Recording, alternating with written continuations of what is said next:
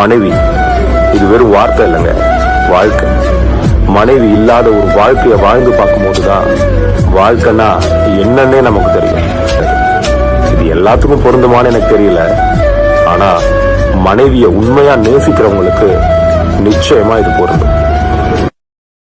வெள்ளி நிலவே வெள்ளி நிலவே வின் சோகம் ஏனடி மானே ஏனடி, முல்லை மலரே முல்லை மலரே உம்பாரம் தீர்ப்பவர் யாரு கூரடி, மின்னும் சிலையே அன்னை போல் வரவா நானும் சோறூட்ட, உண்ணாதிருந்தாள் இங்கே யார் வருவார் உன்னை சீராட்ட, வெள்ளி நிலவே வெள்ளி நிலவே வீண் சோகம் ஏ